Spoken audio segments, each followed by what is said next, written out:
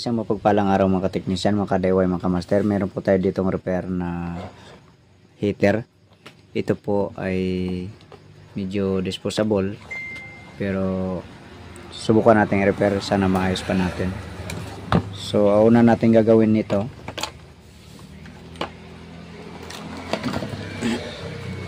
guys, sandali lang. Ano muna natin, testing muna natin dito. Ito yung kanyang pinaka chinelas, pinaka outlet niya. Ayan.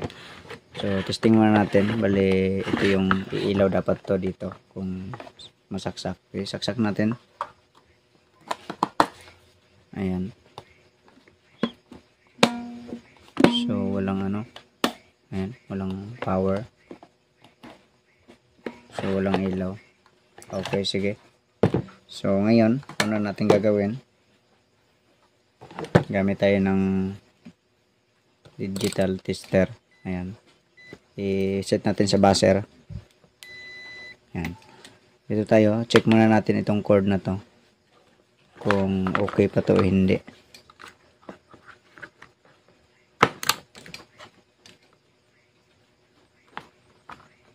Ito, kinabit ko dito yung isa. Tapos ayan, ibaba natin ito. Tapos dito tayo magsukat. Ayan, so meron. Dito naman tayo sa kabila.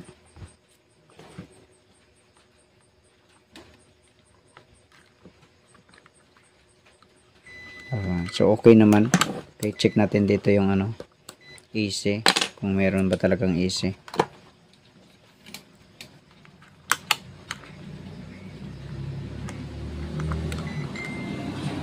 Ayan, so meron lumalabas 230 volts. Ayan, so mataas ang voltahe ngayon dito sa amin. Okay, sige. Dito tayo sa kanyang body. Ayan, tanggalin natin itong ano na to, screw. Ayan, sige, tanggalin ko muna. Ito, natanggal na natin yung takip. So ito, may screw pa to dito. Tanggalin naman natin to dito. So ito pala na to ay yung heater na nakaangat sa taas. Ayan. Okay, so bago pala natin tanggalin ay sukat natin ng ano, sukat natin ang resistance, kung mayroong resistance ito. So dito tayo sa times 10 para mas madaling ma-detect. Ayan. So dapat may reading ito.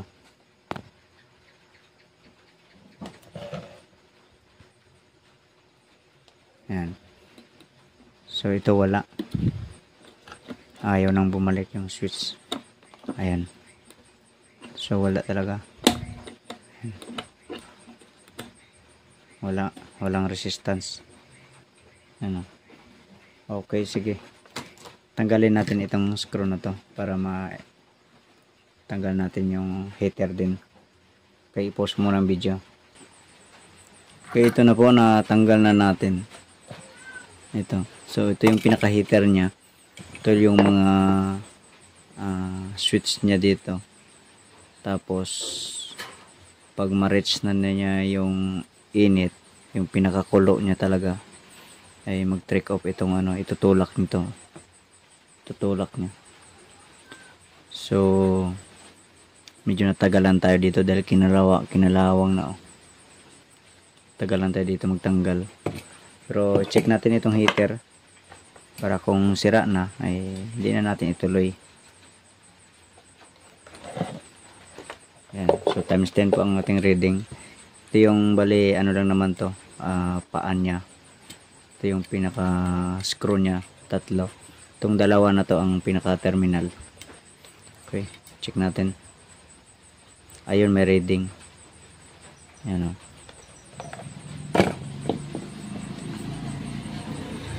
Ayan, so ibig sabihin okay pa ang heater. So malamang dito ang problema nito. So tatanggalin lang natin ito, itong screw na to.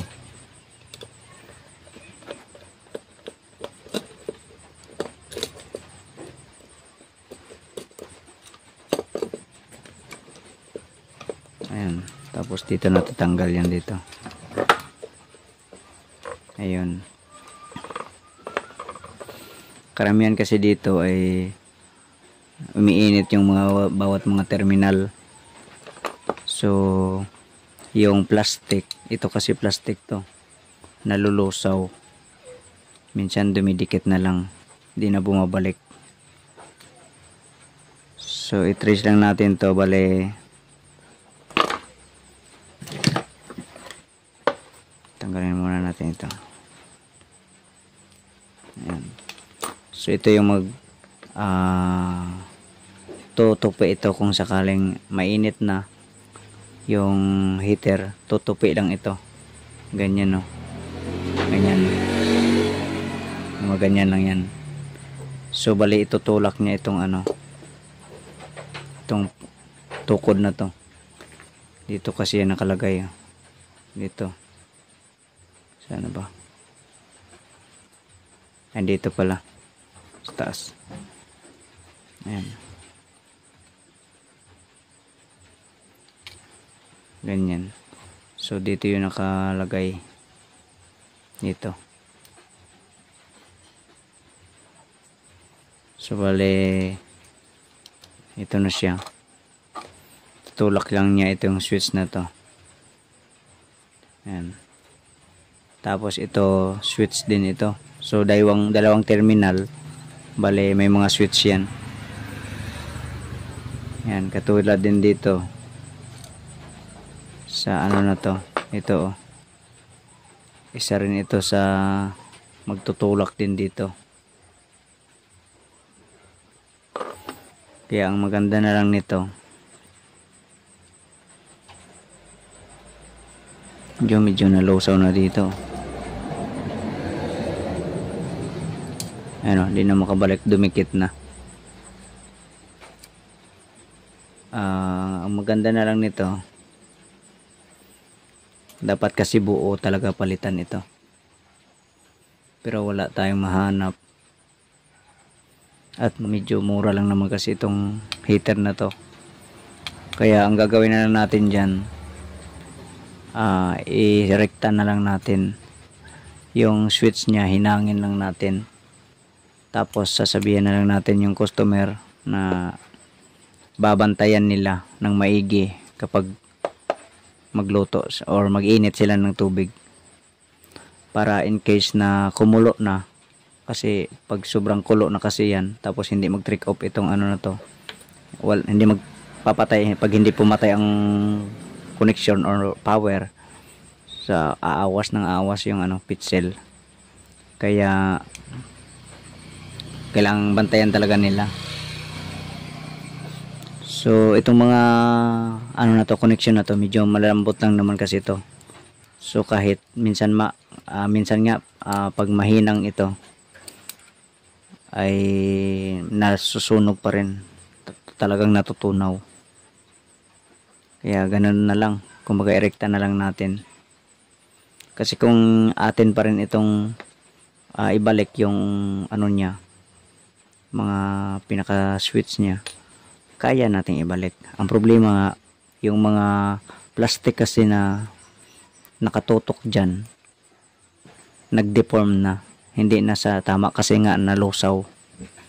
So baka isang gamit lang, dalawang gamit lang, patay na naman, sira na naman, kasi nalulusaw yung plastic. So erekta na lang talaga natin. Pwede rin naman natin lagyan ng ano to, ng fuse, kahit maliit lang na wire. At yun nga, dapat nating paalalahanan yung gagamit na pantayan talaga nila na kumulo, kasi delikado kasi to.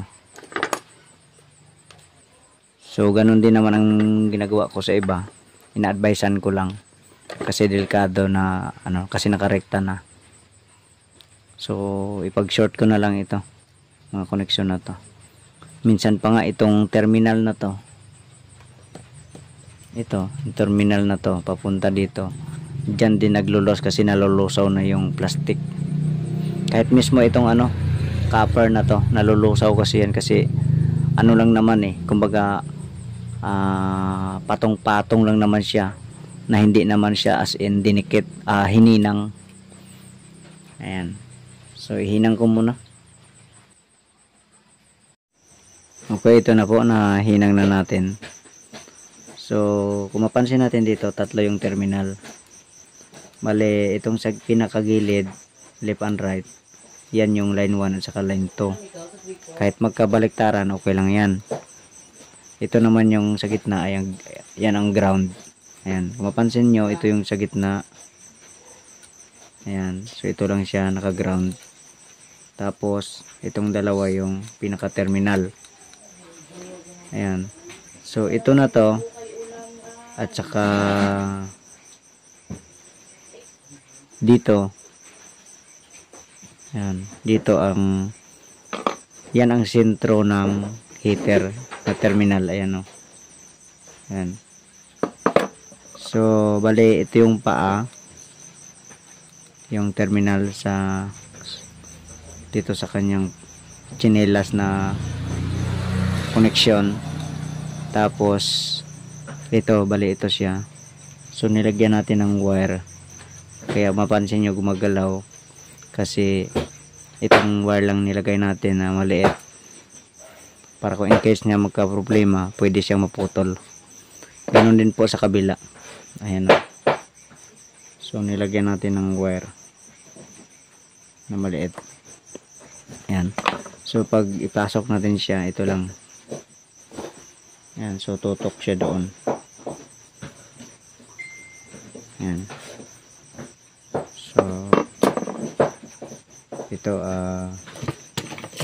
iskisin natin ito para luminis.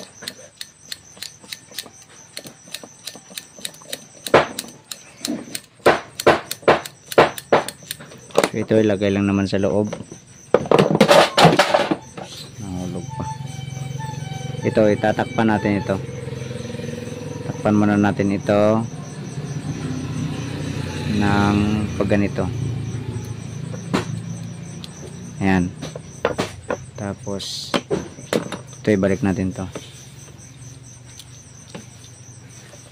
Ito pwede na natin ibalik. Ayan. Tapos higpitan natin.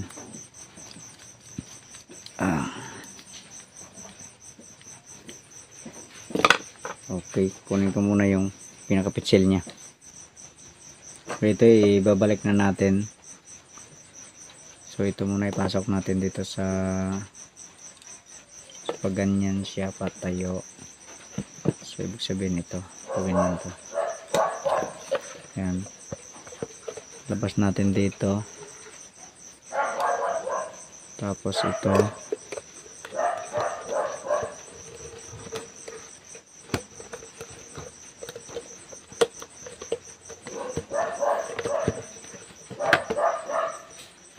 Yan. So ito pinalitan na lang natin ng tatlong screw kasi kalawangin na kasi yun.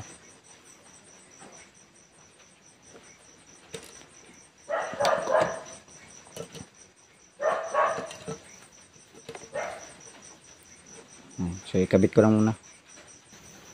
Okay, ito nakakabit na po. Ayan. So i-check natin yung terminal kung may reading na. Kasi nakarekta na yan eh. Ayan. Kaya natin dito. Ayun, meron na. Times 1 natin. Calibrate muna natin. Ayan, nasa 10. Hina kasi battery niyan. Ayan. Oh, so okay siya. Okay, balik na lang natin ito. Sige, pambalik ko muna i-assemble para hindi na humaba yung video. So putulin ko lang muna. Okay, ito tapos na natin ma-assemble. Ayan. So ilagay natin dito sa kanyang pinaka chinelas or sapatos. Ayan. Okay. Check natin yung resistance kung meron ng resistance. Ayan, so meron na. Ayan. So testing natin kung okay pa yung ano niya dito, bulb, ilaw yan.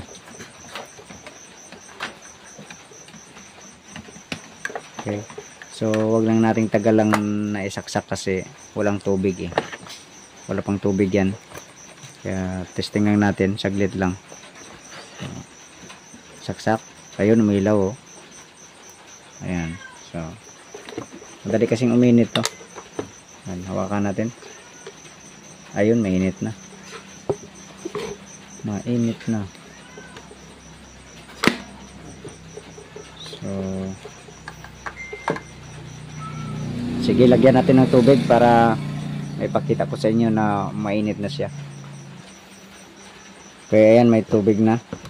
So, yung ganitong design na heater, yung iba kasi na design ay yung heater dito banda sa ilalim. So, ito, dapat hindi ito maubusan ng tubig. Dapat yung tubig mo ay lalagpas dyan sa heater. Kasi kung nasa ilalim siya or hindi na siya maabot ng tubig, pwedeng madaling masira itong heater at saka maglunay, maglusaw pala ang mga plastic niya. Ayan, sige. Testing natin. So, ayan, umilaw. Ayan, so antayin natin kumulo. Kunti lang naman yun eh. Ayan, maingay na.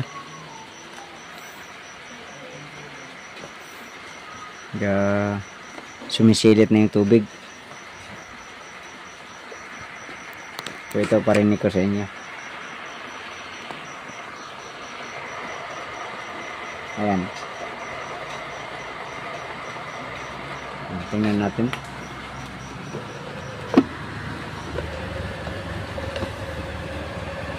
Ayan.